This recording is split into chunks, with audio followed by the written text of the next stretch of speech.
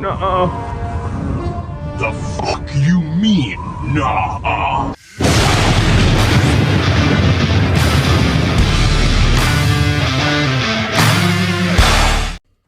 What's up, you Sithy SOBs?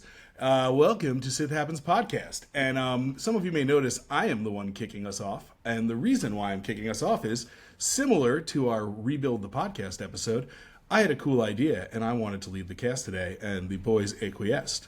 You'll also notice everybody's wearing a hat and glasses, so we're in disguise. Am I Matt talking? Am I Ant talking? Could I be Eric? We don't know. But again, one thing is for sure. I've got a good feeling about this.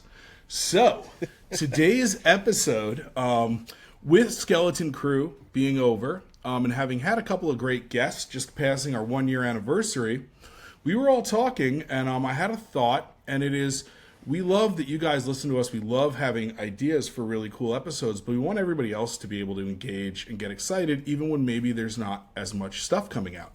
So I've taken a little time and made a list of some of the content that I'm ingesting right now from a Star Wars standpoint, or things that I just loved over the last couple of years, to help maybe give folks some ideas and get them into some other media beyond even just the games and the shows and the movies. So that's what we'll be talking about today, and the boys are going to grill me. So let's go. Quicker than a Mynock chasing its tail. I'm going to kick off with a couple of comic books. And I know Ant, you're pretty deep in the books, right? Yeah, so I've read a fair amount of the comics. I think some of the stuff we're going to get into here, I'll be pretty familiar with. A few of the books I have picked up, kind of not gotten to, so we'll see which ones you touch on. Cool. Yeah. I did a lot more of the older comics, like back in like the early 2000s, really. I do more of the novels nowadays. Like, I'm actually curious because like there's a few of these that you had sent us that I'm actually really wanting to get into. So I'm actually super stoked to talk about them. I'm stoked to tell you guys about them, and maybe go on, Ant. Do you have copies of them? Like of all handy, I mean? Of the comics? No, yeah. We've got images to put up, but my comics are all through Comixology. So like technically I do, but I think holding them up would be a little bit difficult unless you guys want me to I got photos. Yeah, you're good. I got all the photos he sent me, so we're going to display it up on the screen. I think I've got some of them right behind me. Oh, do you? If you have one, possibly. If you have one, put it up. Yeah, we'll find out really quick. We will find out, and we'll throw in a book. I'll keep them close by. Let me just grab them real quick. Yeah, maybe we'll put up a book that one of you guys is listening or reading also. Well, just to hold off on that because that is an upcoming episode. We're going to talk about that later. Oh, are we? I don't read the books. Oh, so this is the reverse role. I'm getting my shot first. Oh, right. And then Matt, yeah. And you're saying that an upcoming episode is Eric's announcing is about the books. So I was saying we could talk about books you guys have read. And I was like, much like Han, I've shot first. And then I'm just going to be a casual responder to when you guys do the books. We actually have I got a special guest lined up for us, which is a surprise even for you guys. So more to come. Timothy's on? Fun. No, that would be, I would shit my pants. Listen, I kept Jude Law in a closet for 8 weeks and he escaped right before the Skeleton Crew finale. So nobody fact check that, but you can get us Timothy's on. Well, all right. Which one are we starting with, Matt? So I want to start with, it's the most recent book that I read, comic book, that I thought was just fantastic. It's a character I think most fans can't get enough of, and it is Darth Maul. So Marvel recently put out a series called Darth Maul, Black, White, and Red. And what's really cool about the book is it's 4 issues. Each issue is a completely different story about Maul and his missions the Emperor sent him on when he was being just tortured by the Emperor. And different artists, so every book looks a little different, each issue. And there are all these like sub-stories that show you sort of the evil things he was forced to do. Not so much the conflict in him, because remember, he was like tortured since he was a child by, the Emperor to kind of, and that's a part of that Arrested Development and everything that he has. The Son of Dathomir book, which we're not talking about today, which was supposed to be a 4-part arc that got you to the last 4 episodes of the Clone Wars in that 6th season before it got canceled. the initial time, that would have really illuminated a lot, and you get into like his mother's Mother Talzin and everything. So this is sort of like obviously between that time and Phantom Menace, but it's done really well because it gives you an idea of what a stranger thinks about Darth Maul when they see him, and the way he enters lives. And it's not always to kill everybody, though there is an issue, I believe it's issue 2, that if you pick up one issue of this book, that's the one. And it is, again, all the art is black, white, and then red. So there's no other color, which is awesome. And it's him raiding a facility with sort of like, a facility of people that have kind of like built their own small community that is, lightly, like a threat to the Republic in like a very small way, like almost not really. And it's really just for him to hone his killing skills. And it's told from the point of view of one of the characters in the facility. And it is awesome. And they do a really good job of, in like not a lot of pages, making you care about each of the people he kills, which makes it like a little bit more intense and a little more upsetting. But I just think it's a great read if you want to know more about Darth Maul and his background, prior to Phantom Menace. And I think the Legends books touched on that a lot, but this one doesn't. Yeah, I would be very interested in picking this one up, actually, because I cannot for the life of me remember what it was. But years and years ago, I had read a book, and I think it was in my teens, and it was like the journal of Darth Maul, like from the time he was brought. Yeah, you know what I'm talking about. So like from the time he was brought up, and I remember very vividly, actually, it talking about his time with Sidious, and it like says like he was walking with Sidious, and at one point he just picked Maul up with the Force and threw him into a freezing lake, made him climb out to survive, and then just they kept on walking like nothing happened. So like his training had to have been some of the most brutal as far as the Rule of Two guys were going compared to some of like the Sith Empire stuff. Yeah. So I would be very interested in picking it up. He's a tortured soul, I would say, to say the least. But no, this is not one. I haven't picked up any of the Darth Maul ones yet. But it is one that I've had highly recommended by a lot of my local comic shop folks. So I will pick it up eventually. I just had when I entered into this little comic book realm, I'm like, okay, I'm gonna go in with my waiters, So I had a few different avenues I went down. So we'll see what else comes up. Yeah, and I mean, such a fan favorite character too. Like, really? We got so much depth with him from Sam Witwer playing him in Clone Wars and in Rebels. Like, I feel like everybody really fell in love with this character from the get-go, just during Phantom Menace, because it was such a cool character. The first time we see a double-bladed saber, but then those just added so much depth to the character, honestly.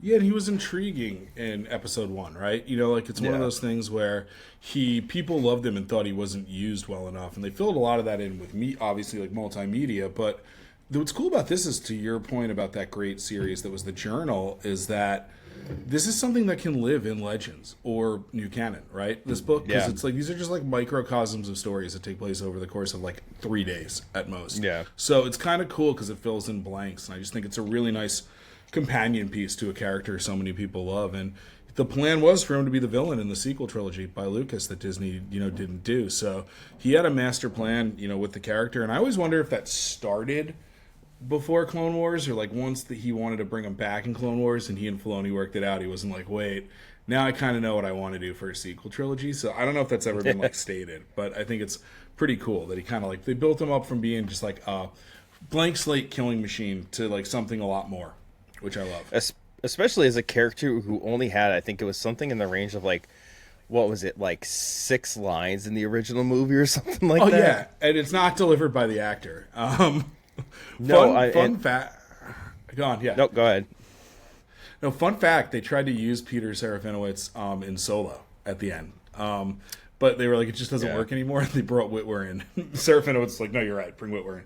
So that's pretty cool, too, that he became like the soul of the character, like you were saying. And before we move on to the next comic here, I definitely have to give a shout out to my homie Josh at Gory Comics, as he just had another awesome drop, and this is right up the alley of what we're talking about with Darth Maul right here. So I'm going to go ahead and put this one up on the screen so that everybody can see this. If you could just give me a quick second here to pull it up. He's always coming out with some new, some awesome new thing. I gotta Really. get on his page and look through more of it, honestly. But I just see what comes out new, and I know there's so much that I have not so looked cool. through. And this is it. It is. yeah. It's really what we were just talking about, the Talon and Darth Maul one. So, and this one's cool because it actually has a front and a back. Most of his are yeah. just front. So on the back, through victory, my chains are broken, and on the front, it's got Maul and Talon. Nice. And honestly, this thing comes in some really good colors: black, white, graphite, hemp. So like, it's a really sick T-shirt, man. That was for Graphite's you, cool. Eric. Yeah, you you won. love that That's- hemp. Yeah. That is, it looks really, really good. Honestly, I'm very happy you put this one out there, and it looks really solid. So It does. Yeah. It does. And she was going to be his apprentice in that Lucas sequel trilogy before they used her. Yeah, it's so cool. That'd be And cool. she and Luke, I think, were going to have like a seductive back and forth. Or no, should. Han Solo's son. Whoever's going to be, it wasn't going to be exactly, because he thought the legend stuff was also not necessarily canon unless he wrote it. But yeah, we won't get too far into that. We've done that path. I will go on to the next comic. Next one. So the next comic is, I've talked a lot about Marvel's, especially their first run of Star Wars books, being awesome and really playing with every toy in the toy box. And the image that I gave Eric to bring up is of the finale arc of this. And that is, we'll call it, instead of just the scourging of Shu-Torun, just the Shu-Torun. It's called the trilogy, but there's a good arc of it in the Darth Vader book that was happening concurrently at this time. Oh, and that's our Leia. essentially, yeah, so you have Leia. It's our Leia figure. So it's the Leia figure that they use for everything. And the character in the background that's is right.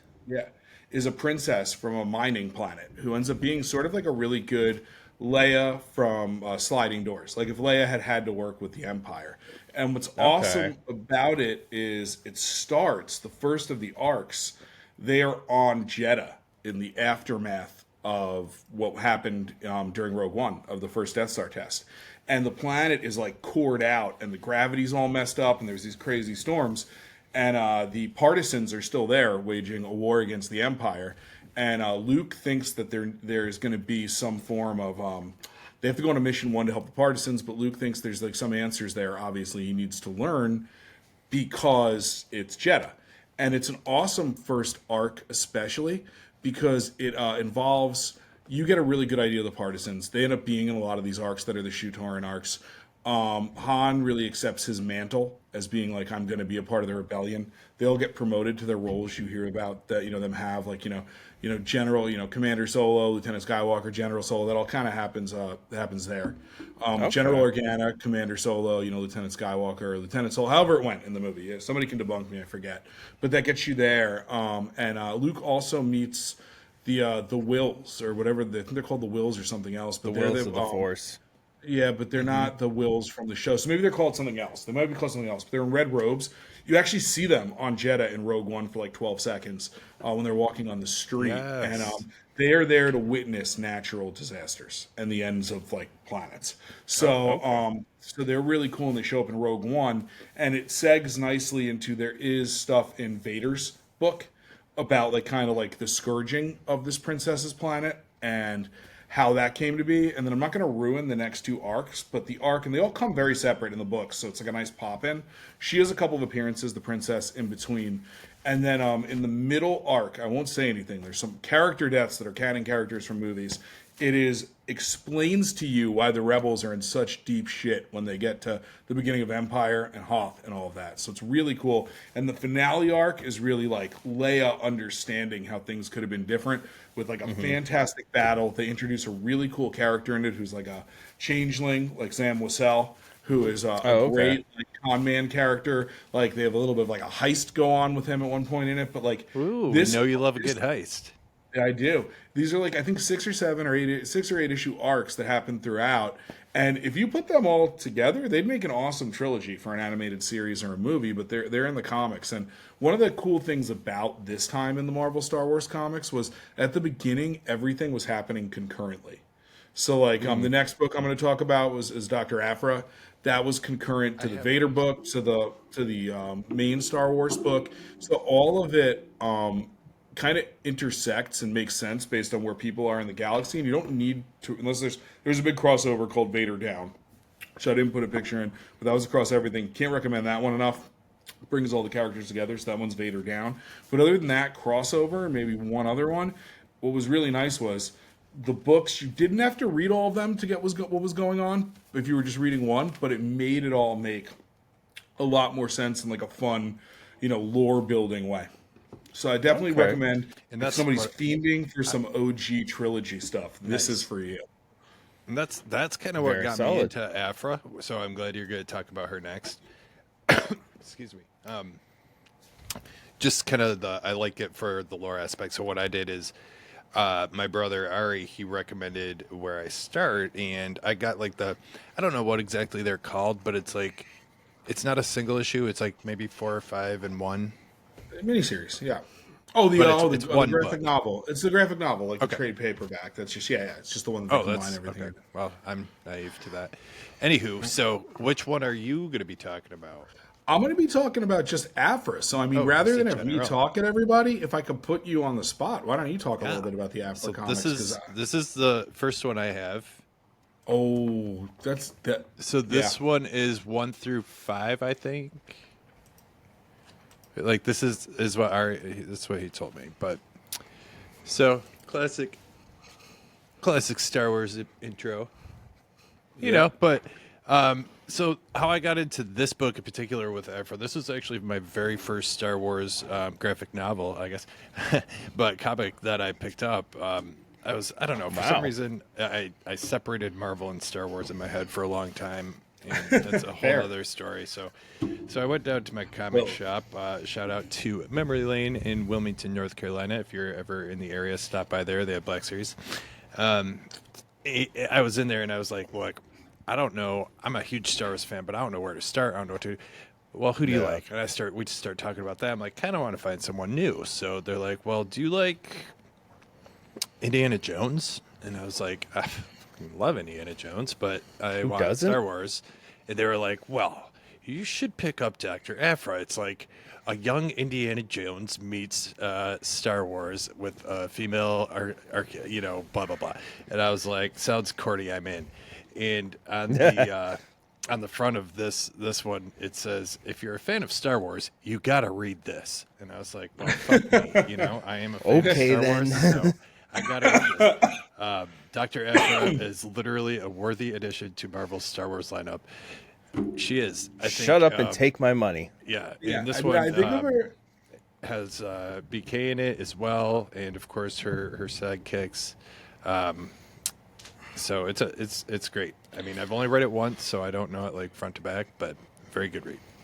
I know, it's awesome. And she's become such an important part of canon, especially in the comic books, for those that don't know. Yeah. I mean, she's had a couple of Black Series figures, so I'm assuming some folks have, a lot of folks have looked into her, and there's people that like the lore and watching videos on YouTube about characters, but she's great. And she really is. She's like Indiana Jones meets Han Solo, and I used to say just like meets a scumbag, but I would say more like a Jod type of character who's like semi-sympathetic, but makes a lot of bad choices. Reference. Yeah, good recent reference. And like makes a lot of bad choices. And I mean, you're absolutely right. I think that's a great reference. Like not someone who you'd expect to pull the trigger and just blast someone, but they definitely would.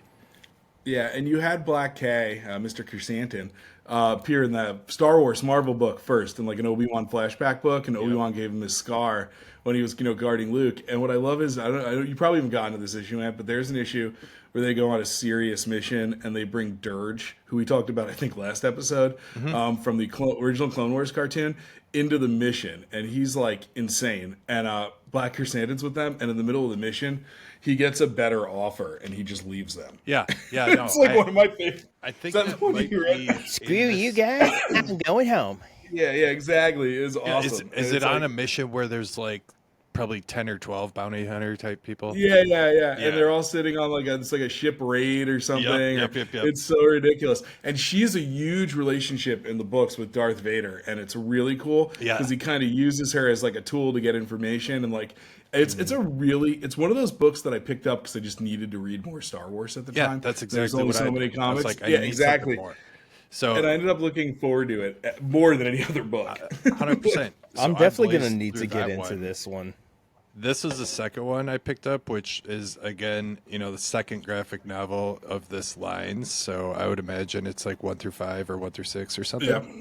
So this one's got a real fun story where she goes and finds this like force crystal, and it's this like long dead Jedi, and he's not actually dead, and he's a really weird, powerful, but like evil. But Yeah, I got to go back and read it. I know what you're talking about. I haven't read it in a couple of forget years. his name. But You he make ends me up wanna hop taking back in. over like this auction she's at. She's trying to sell it. Yeah. That's what it is. She's trying to Yes. sell Yeah, it. he's like in the crystal, And right? he That comes takes- up a lot in the comics Yep. too. And Yeah. he takes over as like an AI essentially, and takes over like this room has like turrets, and they just starts blasting people and stuff. Yeah. It's pretty gruesome, honestly. Like There's so much of that, and there's so many characters in that book that bleed out after or come in. And what's really, really cool about it is they did recently. They finally got through the first Star Wars series Rur. for years. Sorry. They Rur. its Is name the is Jedi's name. Rur. R-U-R. Rur. Rur. Immortal. Brr. Yeah, but like they just did a wrap up of they've been doing for like the last 8 years or 9 years. The story first they did a bunch of arcs for all the books between A New Hope and Empire, which are the ones I liked more. Then the Marvel books all got into between Empire and Return of the Jedi, and that's 1 year of canon that they turned into like 4 or 5 years of content. They wrap it up nicely, but there are points in there like there are multiple crossover series. The last crossover series I feel did almost nothing to drive forward the plot. It was just like we got to figure out what the next group of Star Wars comics is, and it gets a little long. Like that War of the Bounty Hunters cover I put in there starts out really good across all the books, but it gets a little bit where you're like, guys, can we get to past Return of the Jedi, please? But yeah, I mean, those are the comics that I had for people to check out. Solid. And then I'll say this much: I'll I add am one like other I one am to excited to check out all of those. yeah, they're awesome. They're good. The Dr. Aphra has yet a third of the graphic novels. So this one, I think that one was one where like BT and Trip sold her out, maybe. Oh yeah, well BT and 000, like she has Yeah. 2 droids that are like an evil C-3PO and R2-D2 that are hilarious, and the one that's C-3PO is 000, and he is a serial killer robot that just is an expert in killing things that are flesh, and he ends up being. They also are constantly between her and the two of them, even though they're her sidekicks, trying to screw each other over, which makes it even more fun as time goes on. And then the last one, real quick, just to touch on. I don't know that it's Dr. Aphra or what it technically is, but Oh, that's great. That was sort of Screaming like their Citadel. horror book. That was a crossover, yeah. Yeah, That was good. That was one of the early crossovers. Yeah, go on a that's really mission fun. together, and it, as you can imagine, there's some debauchery that goes down, but it ends pretty well, I think. Yeah, and Luke and her run into each other a good bit across books, across all the different eras, which is really fun. I like that. Cool. Nice. I got a couple of fan films. So first one, I shared these fan films with the boys today, and they watched them. I So did the first some one, of my homework. yeah, you did. That's fine. I sent them to you this morning. But one of them I One want of to them start is with a is probably perfect follow up to the Afra. yeah. With no spoilers, but anyway, it's so it's called Scorekeeper. It is a Bossk fan film. Bossk didn't make it; he's in it. Somebody that's real and existing made it. But the budget they spent on this, like Eric's going to play a little of the video in the background. It's like a real Star Wars movie, and it's like mixed with the coolest thing about it is that it is essentially Predator, but Star Wars, and they end up like linking up with Aphra for their mission by accident, and like there's a whole twist at the end, and it's really, really, really good. And I think the most fun part about it, other than that, the direct references to Predator, which makes it super fun, down to what people are wearing, is I absolutely love that when you see Bossk at the end, it is impossible to tell if he's CGI or a suit. Like, Right. Eric, if you want to pull forward a little bit just to see him, like it's going to so spoil it a little bit. Yeah, I'm gonna pull it to this part first, just because this is like where it is, like we were talking, where it's like it is just like Predator, and like this is probably like absolutely like, dude. Firstly, Predator's one of the best movies of all time, in my opinion. Absolutely. I loved it Yeah, 100%. so much. And they got nailed this guy who looks exactly like.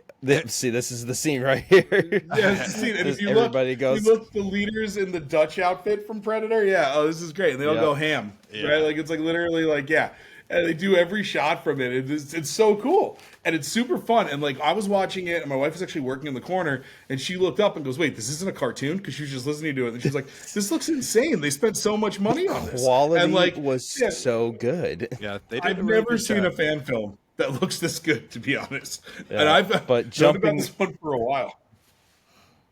Jumping to what you were talking about, I think this is the spot right here. We'll find it at. So I have the audio cut off, obviously, just because I don't want anybody getting pissed off. But they beat But this is our guy coming in right here. Like, dude, so I think this is a guy's cosplay. They might have honestly, they might have amped it up with CGI a little bit, but it is so good. Move. Look at how cool that looks. The eyes. Well, some move. of these cosplays are just ridiculous, though, man. Like, so this could be legit. Cause I have seen Bossk cosplays that are just like that. That's a Trandoshan. Like, that's not somebody in a costume. Like, that's a Trandoshan. And that could be in a movie. This is really the piece de resistance to end this film, and I love that they make you wait to see him. This could be in a movie. I went and looked really quick before the episode at what he looked like in Empire Strikes Back, and I'm like, this is objectively like better, and it's a fan. Like, look at the way he moves. I know it's skipping a little bit in like what we're showing, but if you look at the way he moves, this looks like an actual movie moment right here. Yeah. I will say she's not the best actress. Everybody else is pretty good, but she does her job fine. But it is just absolutely phenomenal. And you get like even on her arm there, you can see there's some tattoos. Yeah. Those are actually electronic tattoos that she uses to slice things.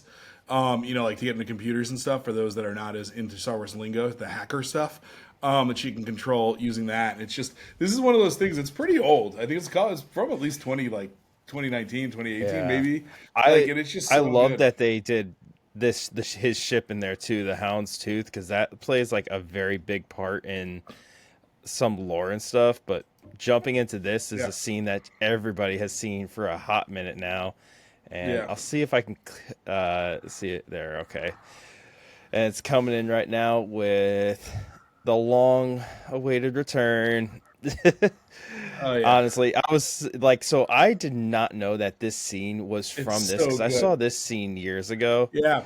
And it's like, dude, like, honestly, they just need to do another video with like a team up of the like just Boba and Bossk, like, because they have the history and lore, and like this would just be utterly amazing. Huh? They might be broke. If they did a GoFundMe, I would absolutely get involved. But they're actually, the people who did that, just so everybody knows, are their name is Creative Force Films. They have a fun page if you want to go look at it. But I kind of say it started with the best on here, but I was just too excited, and it bleeds into Afra so well. But if you take anything away from this episode, if you're listening, like, watch Scorekeeper, the fan film. It's 16 minutes of your day. You have to. We will link it below in the YouTube as well, and it is worth every second of the watch. Honestly, like it was so damn good. So cool. And then so the next thing is it just came out. I think it'll be a little divisive to people when they watch it, because it takes a lot of liberties. But a creator called Spiky Tortoise made a Heir to the Empire kind of as a tribute to Legends. Like a first episode that's complete anime. I can't tell if it's animated or AI, but it looks fantastic. And it is like, first couple of chapters summarized and remixed of Heir to the Empire. Quite the twist at the end. They kind of feel like they replaced Joris C'baoth with a character that I have lamented. No, they definitely replaced him. I've lamented that character coming back in canon. So if you guys, we can drop the spoiler, but if you've listened to a lot of this cast, you'll know why I think it's dumb to bring this character back from death. But it looks great. We'll just skip ahead and show who it is, and right there you can kind of tell who it is. Is the Joris C'baoth in this? It's cool. That kind of threw me for a loop. I'm not precious. Everybody knows. I think that I'm not precious with Legends or canon as much, but when they want to remix something, but it's fun. But I will say it's really cool looking. It is 100% anime. It's a consistent, with the first episode with the quality. And the voices are pretty good. They're not perfect, but they're pretty good. I was impressed with it, and for me that says something, because I have nothing against anime. It's just not something that I watch a lot of.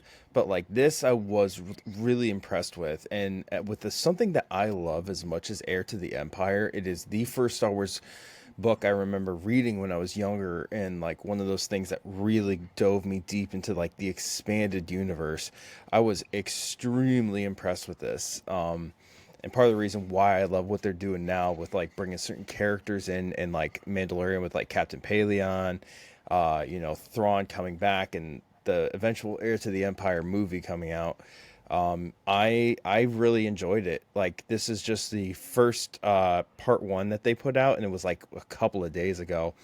And I am very impressed. Like I said, for me, that just says something about anime.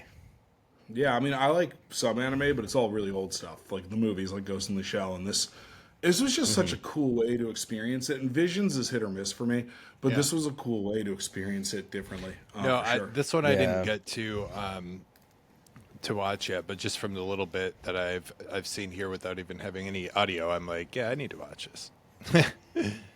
It was a good watch, honestly. Like, it really, really was. And it follows the story very well up until the point that they get to where it's Mace Windu instead of Jorah Sabayoth, because and that was a part that was like, I don't know, because as somebody who read these books and holds them very dear, like, Joris is a very big part of this universe. And Matt, you having that awesome Black Series 4-pack, exactly how it feels. Yeah, no, it's a funny thing because you and I, it's like different reasons, right? Like, I think for you, it's it's such an important part of the Legends universe, and you're like, what the shit? And then for me, I have said this multiple times. I am so game for things coming back. We, the three of us, are so open to any kind of surprise curveball that gets thrown in Star Wars. The one thing that would make me 100% furious is Mace Windu coming back. He is literally his death is the linchpin to the entire saga. It is the turning point in arguably your main character throughout everything, even the reverberations of his death echoing in the sequel trilogy, right? And they bring him back. Like, that would be one of the few times that I might become a toxic fan, if ever. Like, I'd be like, this is bullshit. I don't think I would be opposed to him coming back, but in this essence, it would be like, nah, Hard pass, man, for like, sure. Just in this way, like literally this, like replacing a character as important as Jorah Sabayoth I was like, I don't know about this. Like, I was actually a little confused about it at first when we were first watching. I was like, that's not who that's supposed to be. Yep. Yeah. So that's did this just recently come out? like 10 days ago. Oh, like last okay. week. So this is five days ago, according to it. And Oh yeah. for everybody who wants to watch this, you can find this on Jargon's. Wow, try saying that 5 times fast. Jargon's YouTube, which we will also link below, and highly recommend you go check out. Yeah, I mislabeled that at the beginning. I called it the next. Here's Sorry the thing. that. I like the Heir to the Empire novel. I've read that repeatedly when I probably checked. Same. Between Ari and I, we probably checked that out of the library because that's where we went for books when I was a kid.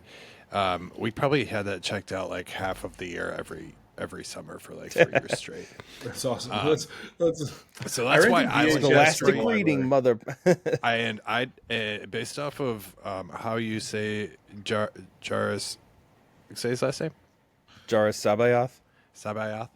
I don't think I've ever pronounced that correct, but I'm going off of. I of- met Eric. Eric just. So I'm going think off of the I way think it was you like actually the way- pronounced in the audiobook. okay. Yeah, And you that's know perfect. what? We Yeah. also, our library had the audiobook cassette. If we would get the cassette, Oh, dude, and I bring rented- it home. It was so good. So anyway, for those reasons, I love that story. So I will agree with you, Matt. Why would they bring Mace Windu into this? I don't know. Why? Now, I personally do agree with Eric as well that it could be exceptionally plausible that Mace could have survived. Okay, he doesn't have a hand. So what? Half of Star Wars doesn't have a hand. He could have used the Force still to slow his fall.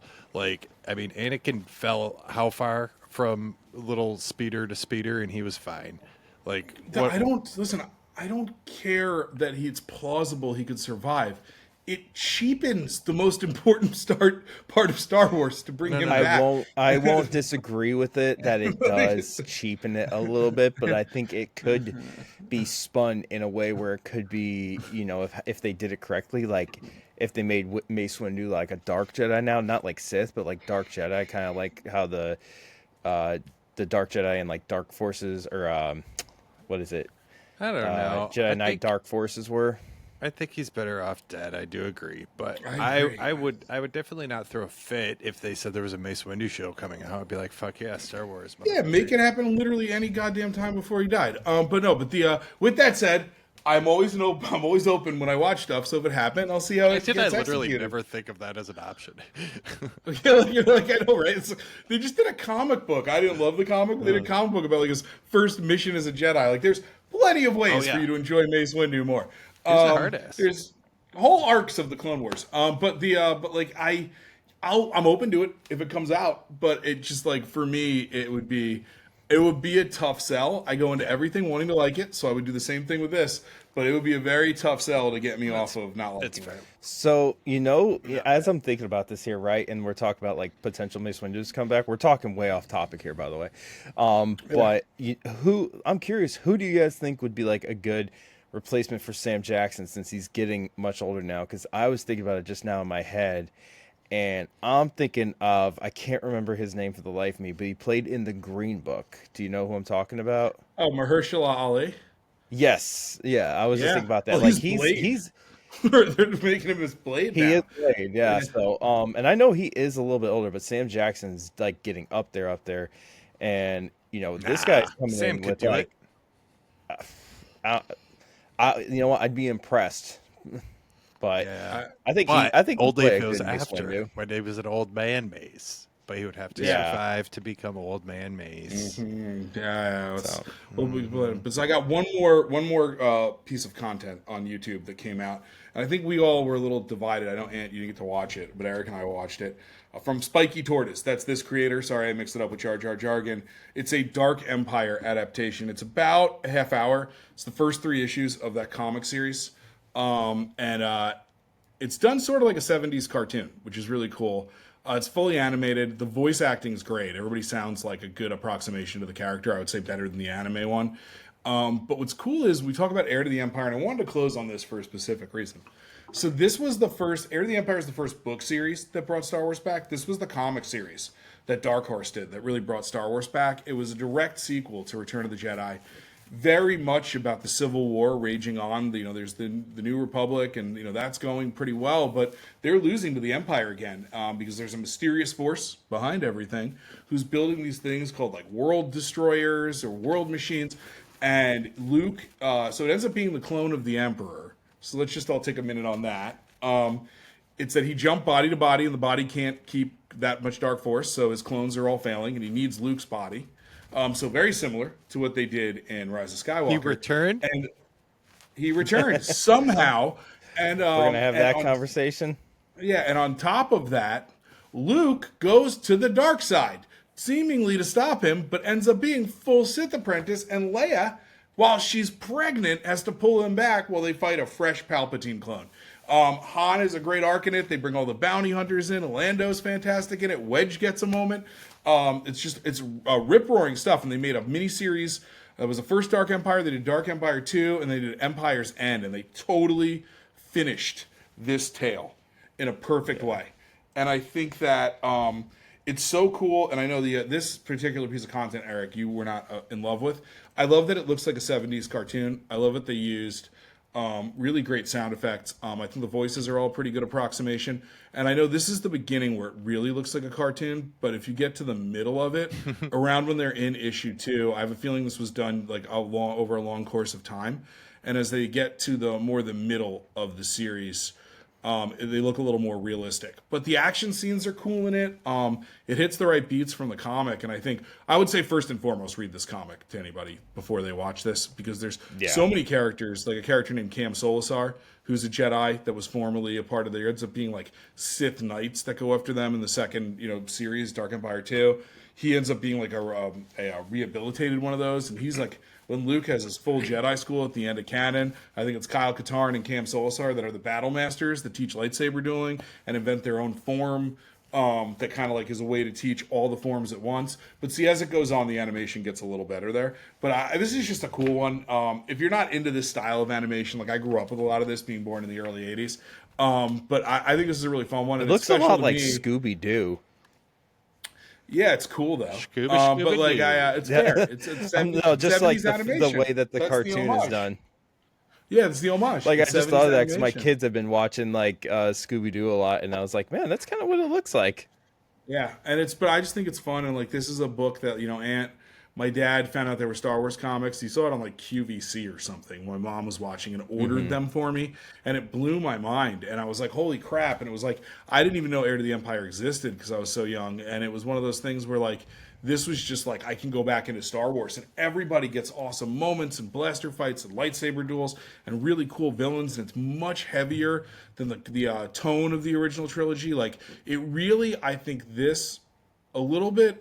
Heir to the Empire set the tone for sort of they're both sprawling epic stories, but it sort of set the tone for like making it feel really original trilogy as a sequel to everything. Dark Empire, which I think it feels like this is when Legends wasn't sunk up either, which I never feel like it fully was, because I almost feel like they happen at the same time. But Dark Empire, which wouldn't make sense, Dark Empire, a lot of the heavier stuff where you're like, this is pretty dark for Star Wars when Legends progressed, came I think from the tone of Dark Empire. Yeah. Well, like I said, I wasn't as big a fan of that one, but I still have to go back. I still want to watch it, kind of give the full take on it. But still a good piece of Star Wars content to check out while we're in this big break of shows and everything, honestly. Yeah, absolutely. So that's all I have. So if you guys don't have anything else, I think we can hop into Collector's Corner. And I'll go first because hop is a pun. So I'm going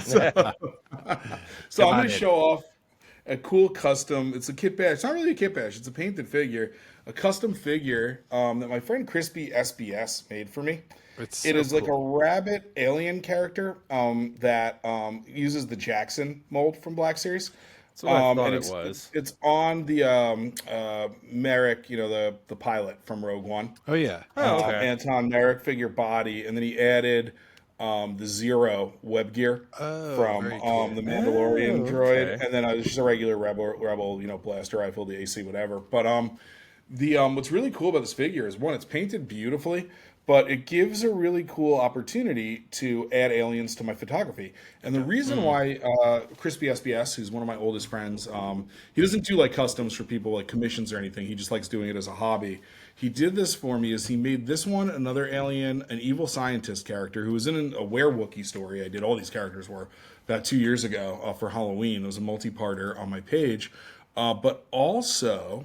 he did a Han Solo for me, and his vision for it, which was awesome, is when we were little kids, different action figure series would have, as they did waves of the figures, each season or each year, there'd be kind of a theme. So Jimmy's idea was you had Han Solo in this very different costume, these couple of alien characters, this evil scientist. It's sort of like going after this bad guy, and they all look like relatively from a color, from a coloring standpoint, from how he kind of did the colorways, like they're part of like a series of figures that would have come out as a wave. So it's really, really cool. And I actually took a photo right before this cast because I couldn't figure out what to bring for Collector's Corner. And I just wanted to use this figure because I wanted to use some figures for the photo that I don't, not that I don't often use, but that aren't like, main characters or like named characters outside of, some like deep canon one of the figures. I'm really proud of the photo. It's not going to go up till next week, but I was like, oh crap, I don't think I've ever shown this figure. And if I have, it had to have been like 20 something casts ago. So it's new to somebody. So yeah, that's mine, but I love it. My oldest, closest bud, Crispy SBS, like, what a beautiful birthday present. I'll show the Han Solo sometime too. It's way up there on my shelf. And it's pretty fragile. It's not, it's like, almost statuesque. So I'm careful with that one. Fair enough. All right, which one of you guys wants to go next? Looks like Ant's trying to figure his out. I'll follow he up is. because, the what I wanted to use, I realize is actually in my car right now. Bring it a Wookiee. So because you led with your cool custom, I'm going to share my original version of that, which is Jackson. So, is yours have a different? Did he paint the head at all? The whole head is left gray. that? He painted the whole head gray. It's like a totally different. Wow. Everything's Yeah, a different so- color tone, so it's like a different character from that species. I was kind of anti Jackson for I a thought little it looked while. like much different. Yeah, it's very showing him like private. it's a completely different figure. But I mean, this figure itself, it's one of the older Black Series. But for me, it did kind of end up being a completionist type thing because I have all the other mirror. I don't know what they call these boxes, but boxed ones like this, and so I was like, I think it's like a comic series or something yeah, like that. that's kind of what I call it. Yeah. But I love these. You know, they're fun, and they got a cool little inside flap that has like a little, Yeah. about the Sorry about that. character. So And I think they're really he's a- fun. He's a And, character from the '70s comics too. yeah. I think, or like the early '80s, which is really cool. So like that's like its own interpretation of the box, but I don't think that's how he looked in those comics. So it was just an awesome like surprise. And you guys definitely didn't know about this. There was like a 1-season cartoon called Bucky O'Hare when I was a kid who looked just like that character. And when they first showed the picture of him, when they released the images of that series, I was like, why'd they make a Bucky O'Hare figure? And I had to do like real research, which is somebody who loves the lore was a little embarrassing. But yeah, no, that's kind of how I felt about him when I first saw him. Like, I had seen him a couple times, like randomly in like freaking bookstores, like Barnes and Noble or something, and I'd be like, "What are you doing here?" Before I was even a collector, and I was just like, "This is just kind of a weird." it's a great extra alien for But photos, yeah, man. no, That's all that and- matters. Yeah. I mean, right on the box, the front of the box, he's running with Lando. I mean, so Yeah. there's clearly a lot of content that can be created here. Adventure abounds. He seems kind of like a smuggler type who would, maybe run with people like Hondo or who knows, maybe Jod. So we'll see what happens. a puckish rogue. But yeah.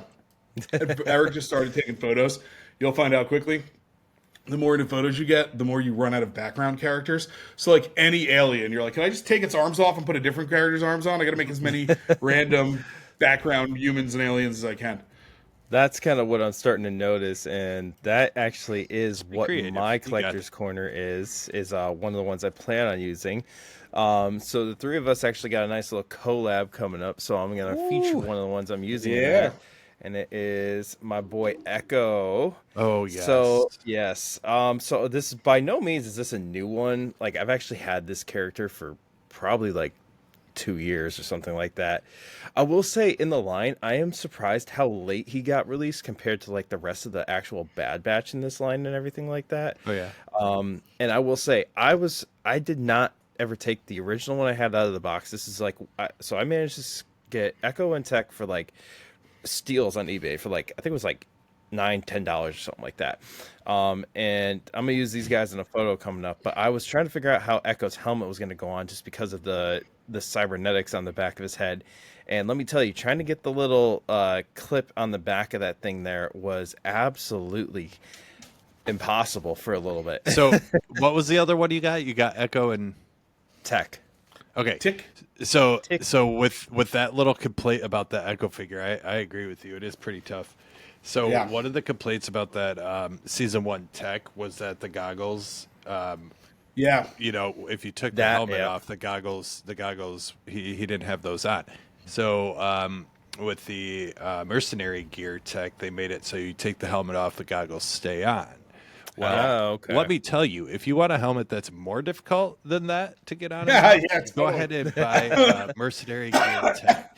I don't think I've ever taken the helmet off that figure once it went on. I'm going to be honest with you. Like, it's just Well, that it's enough is for what me I to know it's planned on under doing there. with this guy, to tell you the truth. So, and also one of the things with this one that I just cannot for the life of me figure out, and maybe you guys know, what in the hell is this thing that it came with? Because I So have that no is idea. from concept art that he was going to have Okay. all kinds of attachments as an early concept because this stuff gets planned so far down the line. And there is a Hot Toys Echo figure that has a bunch of arm attachments. If you look it up, including that one. I like do even one with remember a that. hand. I just Yeah. didn't know if this was like in an episode and it was like No. some.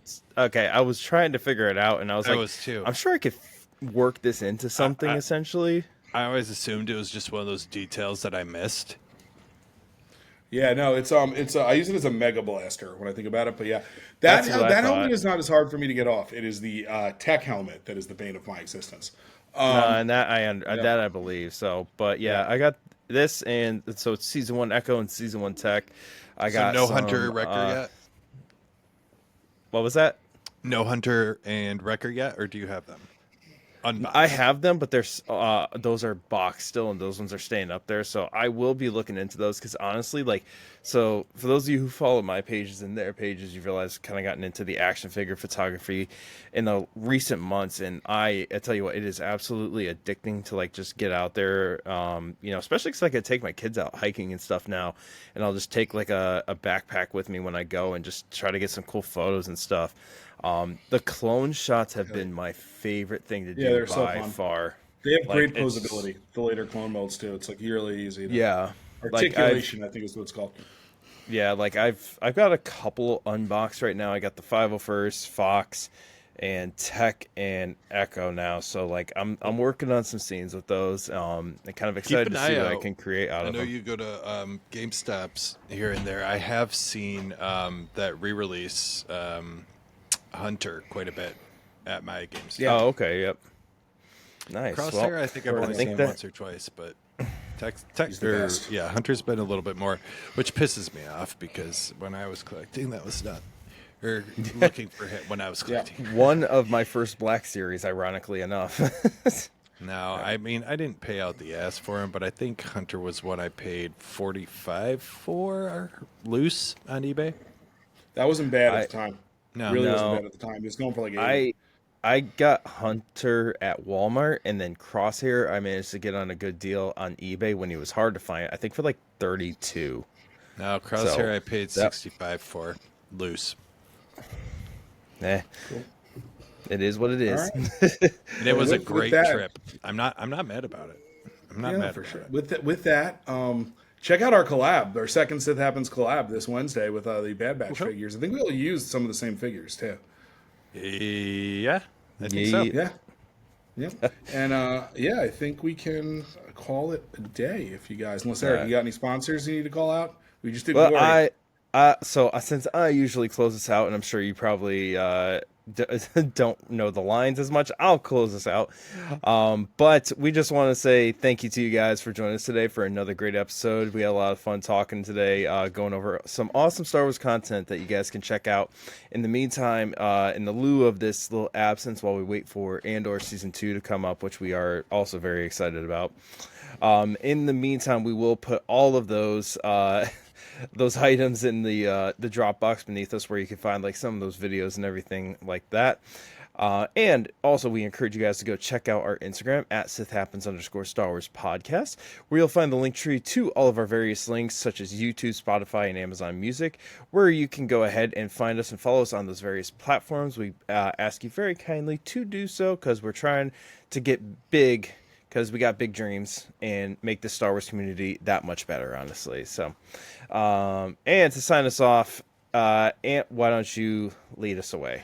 Fantastic job, Matthew. You did so well. I'm so proud of you. Thank you. This was. Oh. You've come a was long way, my young delight. Padawan. This was a delight. Yes.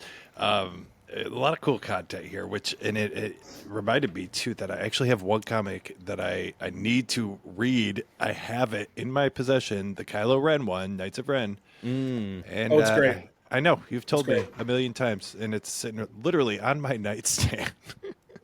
Tonight's your night, bro. Tonight's my night. So, no, it was a lot of fun talking about this. I'm glad that you really, are able to geek out about it, and I'm gonna, I'll get there. There's a lot of time, a lot of Star Wars to cover. So, thanks for a great convo, Matt, and everyone else. May the Force be with you. Have a great night. And I usually traditionally go second, so I will say thank you everybody for listening to me. It was really fun to share some of the stuff that I love, and I'll say I'm making something up on the spot, but drop some of what you guys are watching and listening to, and ingesting and all of that, reading in our comments on any one of the platforms, and maybe we'll give you a shout out. Something for somebody to read on a future episode. But with that said, I actually, for those that are not watching, have my dog on my lap, my little Wookiee, Hal 9000. Who's going to sign off with me, and we're just going to say, may the Force be with you always. Night, Hal. Bork, bork. And I am Eric the Dadalorian. We want to say thank you again for joining us for another episode, you guys. We will catch you next time. This is the way.